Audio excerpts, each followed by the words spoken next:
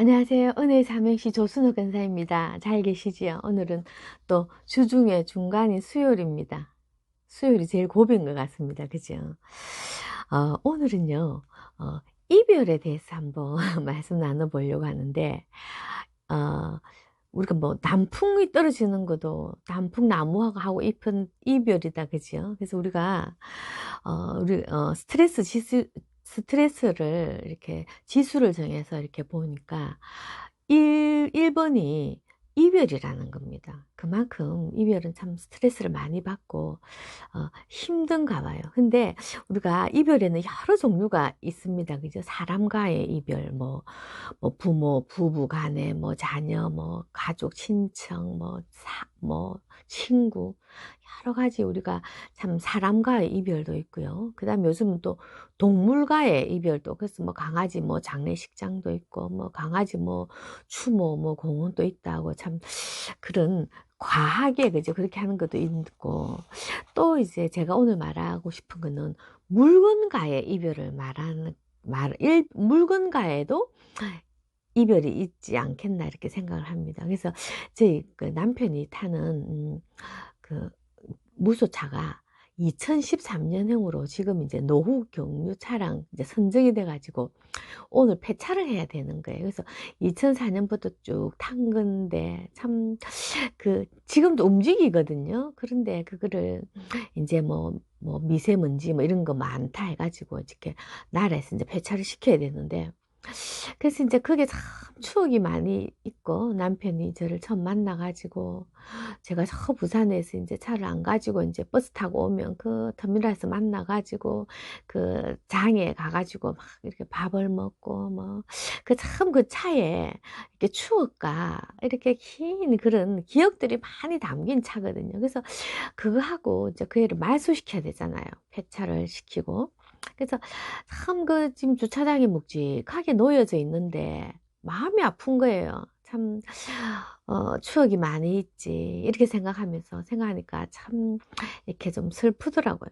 그래서 우리가 그 차에는 감정도 없고, 인격도 없고, 무슨 생각도 없지만, 그래도 그런 것들, 우리하고 참 이렇게 지냈던 그런 추억들이 있어서, 그래서 다른 차를 이제 뭐 구입은 했지만, 그 차가 참, 마음이 찡하고, 참 그런 생각이 드는 거예요. 그래서 이렇게 보니까 우리가 그런 말이 있더라고요.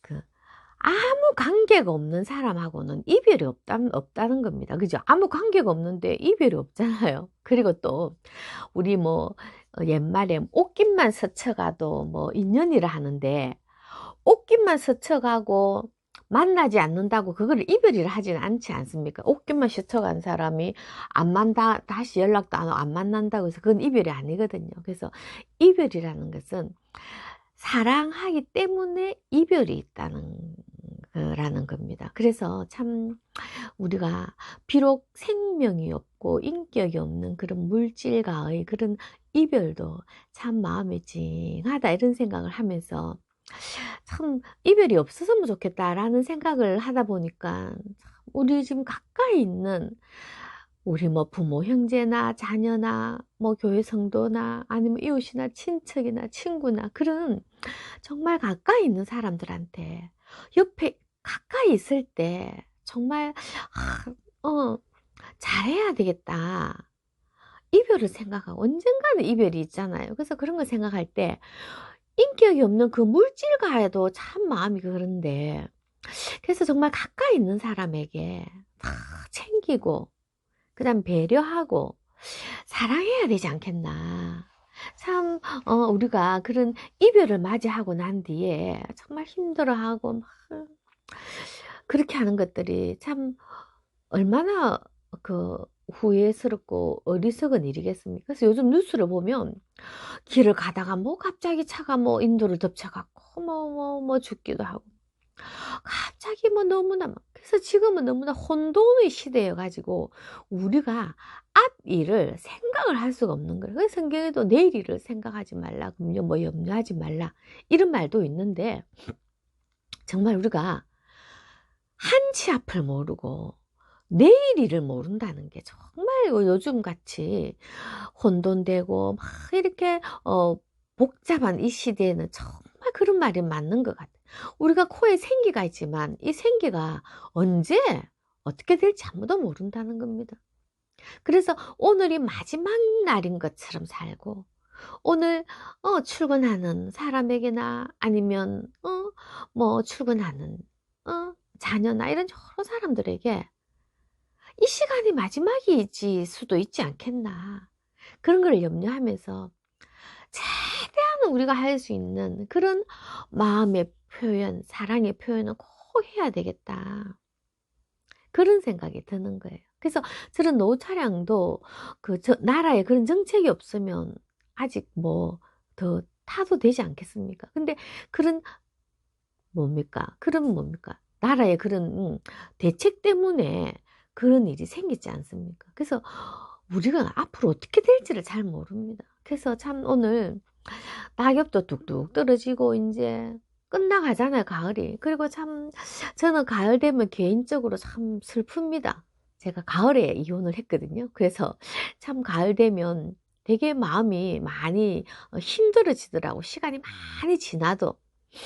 그래서 이 가을에 그런 데다가 또 저래 뭐 오래된 차까지 저렇게 하고 이러니까 참 마음이 오늘 또 폐차하는 날입니다. 그렇더라. 그래서 정말 우리가 진정 사랑해야 될 것은 무엇일까? 진정 우리가 마음을 담아서 사랑해야 되는 건 무엇일까? 그게 참 중요하더라고요.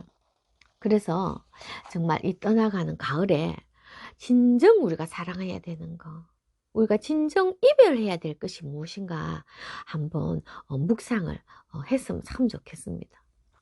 그래서 오늘은 우리가 이별이 있어서 마음이 힘들지만 또 우리에게 그런 떠나지 아니하는 하나님의 그 사랑과 동행하심이 있어서 우리는 또 늘 감사해야 되지 않을까 생각합니다. 오늘은요, 삼행시 감사 231쪽에요. 김은혜. 김이 모락모락 나는 호빵은 겨울철 별미고요. 은은히 메아리쳐 오는 진리의 말씀은 영생의 바로미터입니다. 해를 바라보는 해바라기처럼 주님 바라는 주바라기입니다. 맞습니다. 그죠? 우리 겨울철에는 막 호빵이 막 안에 팥도 있고 뭐 야채도 들어있는 맛있는 호빵이 막 참 맛있잖아요. 그거 또 우리가 하나님 말씀은요, 우리에게 영생의 바로미터입니다. 말씀은 우리의 영생입니다. 그래서 우리는 늘 해바라기는 해를 바라보는 것처럼 우리는 다 주를 바라는 그런 성도가 되어야 되겠습니다. 김은혜. 김이 모락모락 나는 호빵은 겨울철 별미이고요. 은은히 메아리쳐 오는 진리의 말씀은 영생의 바로미터입니다. 해를 바라보는 해바라기처럼 주님 바라는 주바라기입니다. 맞습니다. 그죠? 다음은요, 234쪽에 김인준.